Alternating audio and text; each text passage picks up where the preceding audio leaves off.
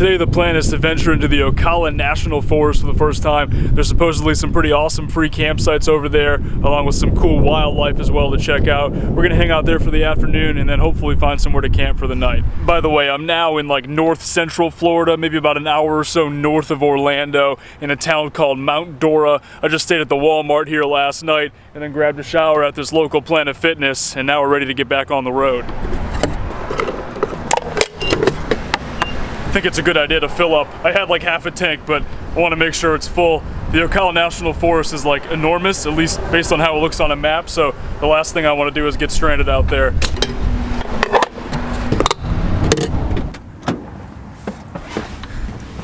You may be wondering how I ended up in the north central Florida area. I know that I ended the last vlog in Melbourne, which is about 2 hours away from here and on the Space Coast. I kind of decided to just take my time to get here, and I put the camera down. That's really all it was. I took 2 days, met up with a couple of different viewer subscribers. One of them was Tommy in Kissimmee. It was really great getting the chance to meet him. He actually ended up taking me out on his boat, but it was pretty late in the evening and it was getting dark out, so I left the camera behind. But we went and explored a local lake and went out to a little state park. It was absolutely beautiful over there, and he actually works for Disney World as well, and he gave me a comp ticket for Disney. He's been working there for over 15 years, and he has some of the older ones that don't expire, and he gave me one of those to use. I was hoping to use it yesterday, but the rain was pretty bad around here. It rained pretty much the entire morning and into the afternoon, and I just didn't want to get caught in the rain there, thunderstorms and stuff. It wouldn't have been very much fun. So I'm going to save it and try to use it at some point in the future. It's good at Disneyland in California as well, and like I said, it doesn't expire, so I'm hoping to use it there at some point later this summer. The next day I met up with Jenny and Ryan north of Orlando. They showed me around their little version of a tiny house that they have, and they've got a really interesting story that I want to share with you guys. They were originally from the Chicago area, and they've been living there for a while. They owned a 1,900 square foot home, and they were paying a pretty high mortgage bill on it month after month, and they realized that they were kind of just constantly battling with all these crazy bills, really high property tax. It was an older home, so they had really high electric bills, and they were existing pretty much just to pay their bills month to month and working really hard and really not really getting ahead. So eventually they kind of got sick of it. They realized that they wanted to live their lives, and they made the decision, a pretty drastic decision, to sell everything and get rid of everything and to move to Florida.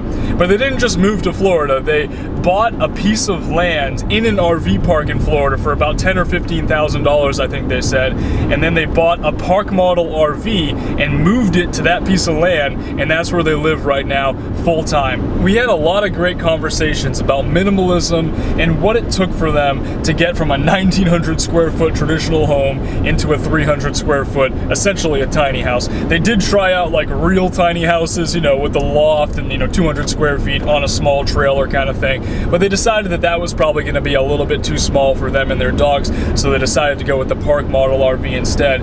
Either way, when they moved to Florida, they were able to finagle it so that they could keep their full-time jobs and just mostly work remotely and then occasionally travel to go into the office if they need to. So they kept their income, but they took their expenses and cut them down astronomically. So now they're paying like less than $500 a month to live in that RV park. That includes the loan on their park model RV, that includes HOA fees, electricity, cable, internet, everything you can imagine. And so they're saving all that extra money. They're able to put it aside for their future, for their retirement. They're also going to be able to travel more. They want to be able to travel internationally within the next few years, and that's something that they just wouldn't have been able to do if they had been continuing to pay off that mortgage year after year after year and all those bills living in Chicago. Plus, the weather's a lot nicer in Florida. It's a lot warmer. They're definitely happier with that, and they have access to the beaches as well, and they like to go to the beach and explore all the beautiful areas around Florida, both on the East Coast and on the West Coast. It was just really inspirational hearing their story and hearing how they kind of changed their lives to fit something that better suited them. And they did talk about how family members and friends still to this day don't understand how on earth they could do this. They don't understand why they would make a decision to live in a trailer park in Florida, but for them it's definitely the right choice, and it was just really great getting the chance to hear their story.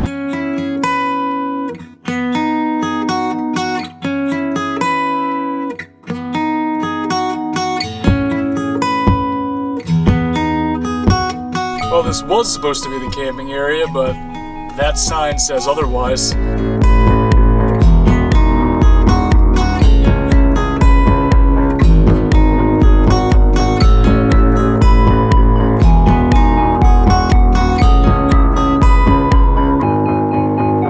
For a while there, I didn't think we were going to find somewhere to camp for the night. This is the 5th spot on freecampsites.net that I've checked. The first one had that no camping sign, and the next 3 were all down these crazy sand roads that just did not look accessible by the Element or really by any vehicle. Maybe if you had like a 4-wheel drive vehicle. The Element does have all-wheel drive, but I just did not feel comfortable trying to get to those spots. I'm thinking that a lot of these roads and the campsites were kind of negatively impacted by the hurricane from last year. You got a lot of downed trees everywhere. I mean, you can even see them in the background here in this parking area, and the sand roads just don't really hold up to a lot of rain and a lot of wind, so I can imagine that it really just kind of messed up a lot of these places and they haven't been able to bring them back to normal yet.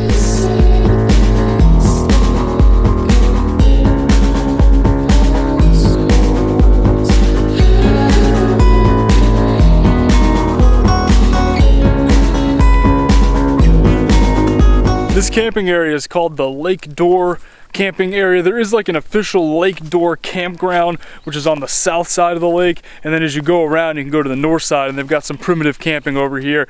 The only issue is I can't actually get the Element into any of these sites. There's some nice flat ground, great place to set up a tent, but I'm gonna have to probably just camp out in the parking lot and then just walk down here. Fortunately right now there's not really anyone else out here, so I'm able to just kind of walk around and explore the different camping areas. I can imagine that at some point later this evening folks are gonna come out though. There's like a lot of trash and you can see evidence of fires and stuff in the past, so I'm thinking it's a pretty popular area, but I'll just enjoy the solitude for now. This place is pretty beautiful. You got access to the water right here, these steps that kind of take you right down up to the water's edge. I guess in theory you could go for a swim. I'm definitely not going to. It's like 65 degrees outside for one, and for two, I don't really want to get eaten by an alligator.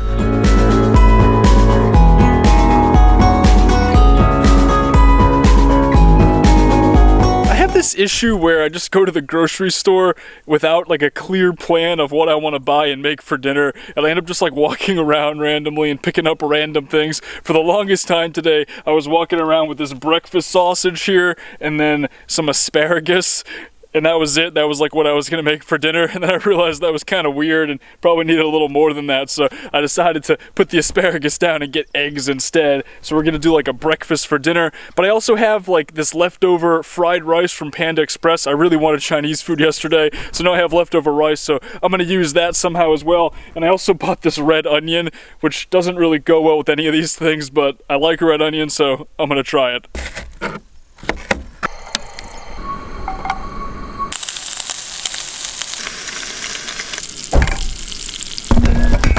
And now for the eggs. Gonna season it up with some salt and pepper, and I guess some garlic powder, because why not?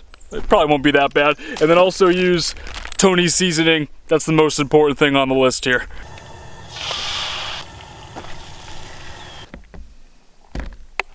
So the finished product, it's a strange combination of Panda Express fried rice, some very heavily seasoned scrambled eggs, I don't even remember what I put in them exactly, some breakfast sausage with Vermont maple syrup flavoring, and what else is in there? Oh, red onions and a lot of butter. It's surprisingly really good.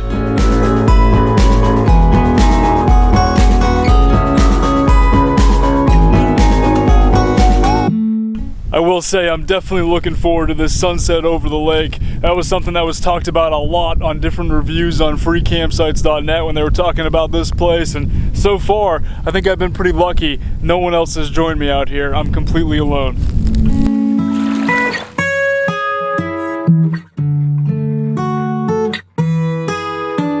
So my campsite here in the parking area ended up working out really well last night. No one came down here at all. It was completely quiet. I did notice one guy come through around 8 o'clock this morning and just do a little loop in his like off-road style Jeep Cherokee that he has. I think a lot of folks like to use this area, especially the locals, for off-roading and exploring and whatnot, but otherwise it was pretty good, and it is kind of cold outside, I will say that, and that's a little bit strange because the last time I was camping in Florida like a week and a half ago, I was talking about how unseasonably warm it was and how uncomfortable it was, and now all of a sudden it's like in the 40s right now this morning, and it's like unseasonably cold. So just thought that was kind of funny. I definitely prefer the cold though. It's just a lot easier to sleep at night, and overall just like it a lot more. It is pretty nice having this whole place to myself and being able to walk around freely and not have to worry about encroaching on anyone else's campsites and being able to access the lake like this. It's really beautiful, but I also have to get back on the road. It is now Wednesday,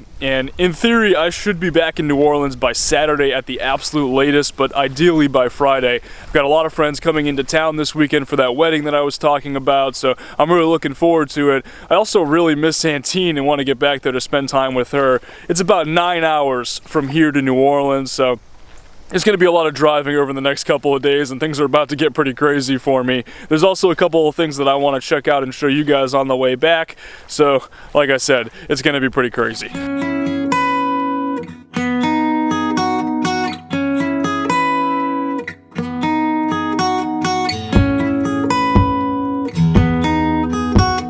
Thanks for watching, guys. Special thanks to Tommy for meeting up, taking me out on his boat, giving me the Disney ticket as well. I'm looking forward to using that at some point in the future.